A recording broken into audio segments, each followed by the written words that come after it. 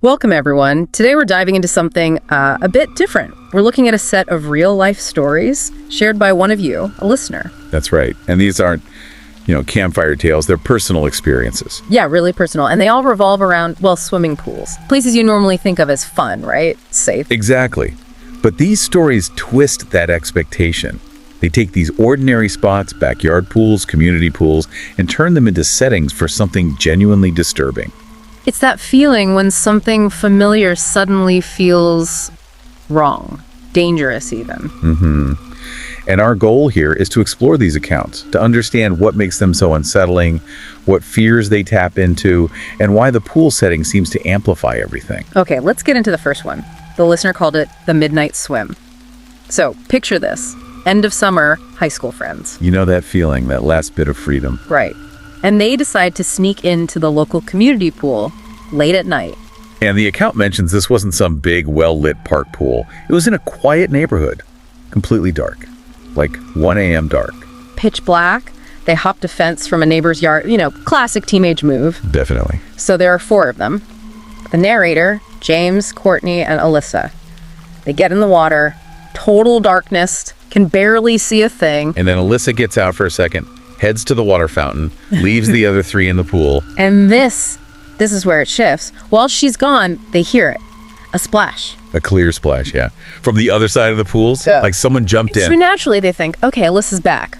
Makes sense. But then they hear her voice. Yeah, Alyssa's voice, calling out to them. And she's walking back towards their side of the pool. She never got back in. Oh, wow. That immediate chill, right. If that's Alyssa. And who or what just jumped in on the other side? They look across the water and they just see a head. Bob in there in the dark. James apparently asks, whispers, who is that? And the narrator says, less than 2 seconds later, the head just sinks, disappears underwater. No noise, nothing. It's gone. Okay, instant panic mode. They're whispering, is it security? Did we get caught? Do we run? But it gets worse. Way worse. The narrator feels something grab their leg. Hard, trying to pull them down into the dark water. They start screaming, splashing, yelling for help. James reacts instantly, grabs the narrator, starts pulling him towards the steps. The other 2 girls, already out, scrambling for the fence. Full chaos. The group lets go just as the narrator gets to the stairs. They scramble out over the fence and just run all the way back to Alyssa's house. The narrator's first thought, maybe wishful thinking, was it was security getting rough. But then you think about it. Security wouldn't try to drown you, right? Pull you under like that. No way. That feels deliberate. Malicious. Exactly.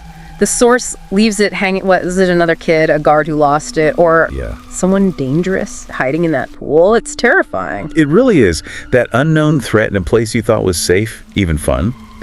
But danger isn't always an intruder. Sometimes it's just the environment itself. Yeah, that brings us to the next one. A child at the bottom. This shifts gears completely. Right. From deliberate intrusion to just a horrible accident waiting to happen. This comes from someone remembering when they were 8.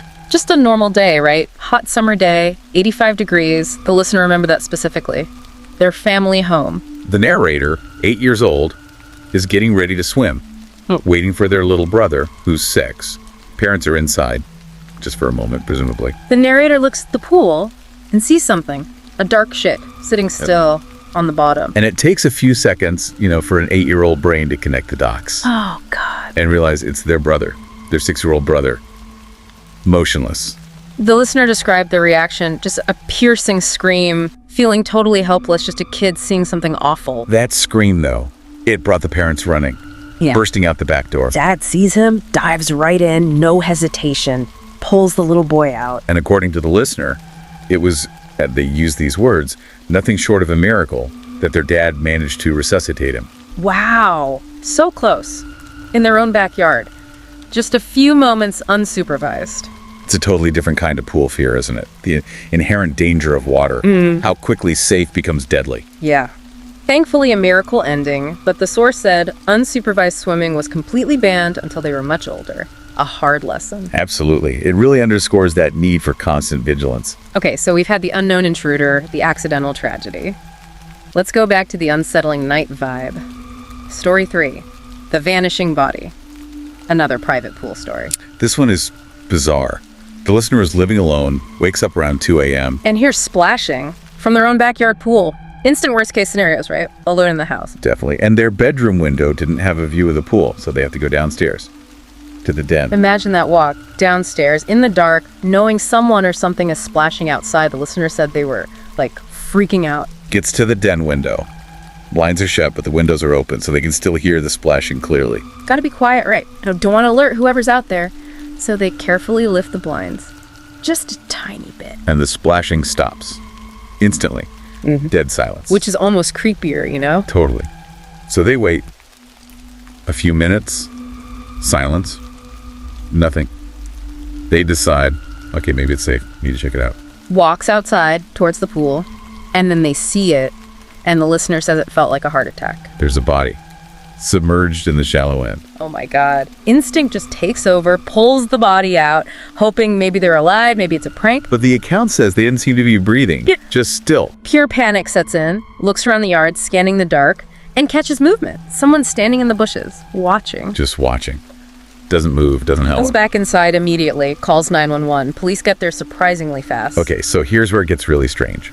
The narrator leads the police out back, points to where the body was. And Nothing. Pool's empty. The body is gone. gone. What about the person in the bushes? Also gone. Vanished. No trace. What? That's not just scary, that's deeply unsettling. Like, did it even happen? Exactly. It leaves the narrator questioning everything. What did they see?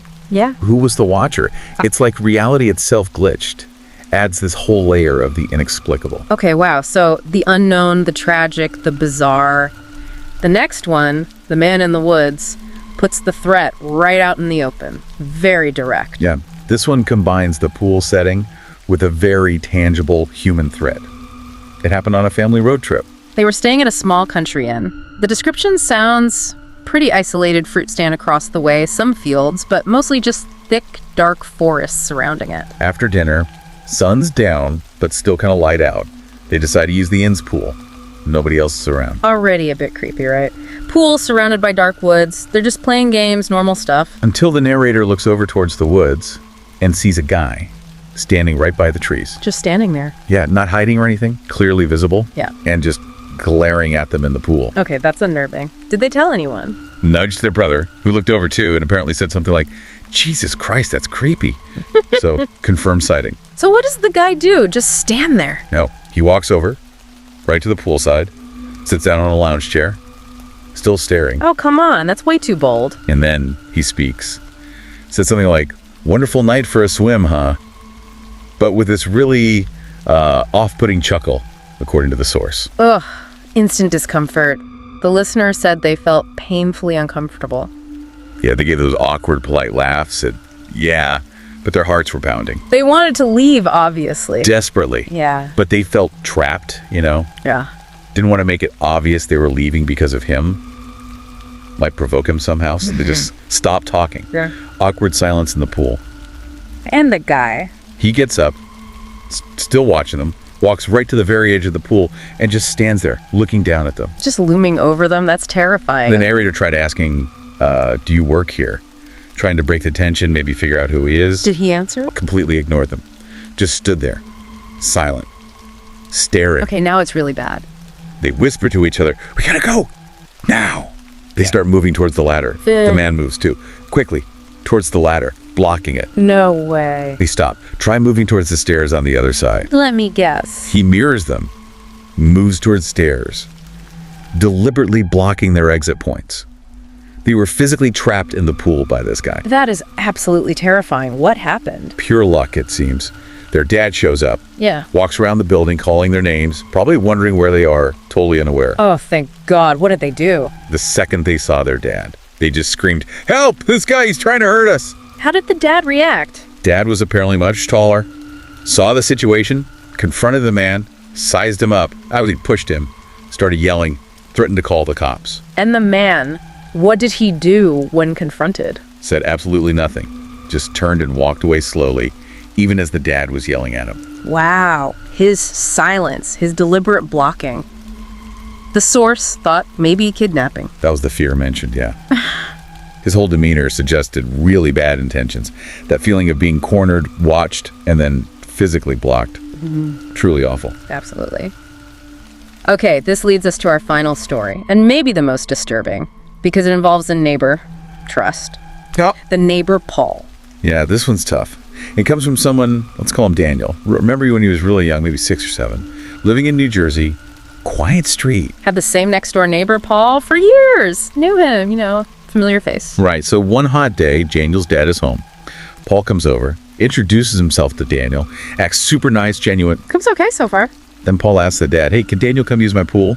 And the dad, probably thinking, oh, nice neighbor, hot day, says sure. Oh, okay. So Daniel goes over. He's in the shallow end, Paul's swimming around in the deep end.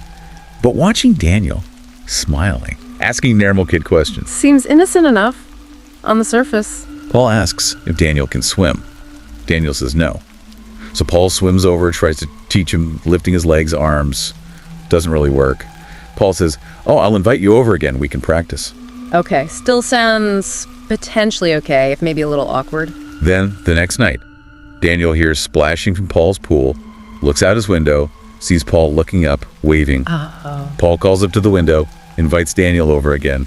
Bring your swimsuit. And Daniel, he's just a kid excited about swimming. Exactly. Puts on his swimsuit and sneaks out the front door. The listener reflected that even then, he knew he had to sneak, knew it was wrong somehow. That little detail says so much, so he goes back to the pool. He does. And this time Paul is. The source uses the words extra touchy, while supposedly showing him how to swim. Oh, no. Daniel, looking back as an adult, says he didn't understand what was happening then. Just knew it felt weird, maybe. That complete vulnerability of a child not recognizing danger. It's sickening. How did it stop? Suddenly, Daniel's dad is shouting. From Daniel's bedroom window. Saw what was happening. Thank goodness. Within like 30 seconds, the dad is in Paul's backyard, yelling, confronting Paul, threatening a restraining order if he ever went near Daniel again. What happened when they got Daniel back inside? Parents were obviously frantic, asking him, what did he do? What happened? But Daniel, genuinely not understanding the implications, just said nothing. Because to him, maybe nothing overtly bad in a way he understood had happened yet. Exactly. But the parents knew. They told him never ever speak to Paul again. And they immediately started looking for a new house. Did they move right away? Did Paul try anything else? It didn't end quite there. One night, Daniel looks out his window again, sees Paul in his own pool, looking up, waving. Creepy. And then Paul puts his finger to his lips. Shh, silence gesture. No, that's predatory grooming behavior. Clearly. Daniel thankfully listened to his parents, ignored him, shut the blinds. Good, but it escalated again, didn't it? A few nights later, Daniel hears a thump at his own bedroom window, then another thump. What was it? He looks out, and Paul is down below, in their backyard. Oh my God, he came onto their property. Yeah. And Paul whispers up to him, trying to lure him. Sneak down, Daniel. Come hang out at my house. This is terrifying. What did Daniel do? Went straight to his parents' room, told them immediately. Smart kid, thank God. Mom screamed, told Dad to go deal with Paul, called 911 while holding Daniel. They could hear the dad yelling outside. Did the police get him? Yes. Paul was arrested for attempted luring. Daniel said they stayed with his grandma for a bit after that and then they moved. He doesn't know all the legal details, just that it's a really painful, uncomfortable memory he hasn't really talked about. Just wow. These stories, coming directly from a listener, they're profoundly unsettling. We've covered such a range. We really have. From that ambiguous fear in the dark, to a tragic accident, a vanishing act, a direct physical threat, and finally, this awful betrayal of trust by someone familiar. What ties them together, do you think, besides the pool setting? Well, the pool setting itself is key. It's supposed to be safe, fun, so the intrusion of danger feels like a bigger violation, you know? Yeah, like a violation of a sanctuary. Exactly. And the water itself plays a role. The darkness obscuring things in the first story, the inherent danger in the second, the vulnerability of being in the water, less mobile, maybe feeling trapped like in the fourth story. And the unexpected person showing up is huge, especially at night or when you're alone or unsupervised. That feeling of being watched, targeted. Absolutely. And that moment of realization when the narrator understands something is deeply wrong. Hearing the voice that shouldn't be there, seeing the still figure, the watcher in the bushes, the man blocking the exit, or the parent realizing the neighbor's intent. It's a powerful turning point in each story. And the reactions are so visceral. Panic, fear, feeling trapped, the need to escape. That fight or flight kicks in immediately when safety disappears. It really taps into basic fears, doesn't it? Fear of the dark, the unknown, vulnerability, especially for children, betrayal, being cornered. The pool just provides this unique, almost liminal stage for it all to play out. It's just deeply disturbing to think about danger finding its way into these places we associate with relaxation and good times. It really does challenge how you see everyday spaces. And maybe that's the core takeaway. These accounts, from mysteries to clear threats, they really highlight how fragile our sense of safety can be, even in the most ordinary, familiar environments. Our perception of security can shatter in an instant. That's a heavy thought to end on, but a really important one. These stories definitely make you think twice. Thank you for joining us as we explored these incredibly unsettling listener accounts. Thank you. It was impactful. If these stories resonated with you, maybe made you look at familiar places a little differently, we'd appreciate your support. Please consider hitting the like button, sharing this with someone who might find it interesting, and subscribing to our channel, Horror Docs. We explore the unsettling corners of real life here. Thanks for listening.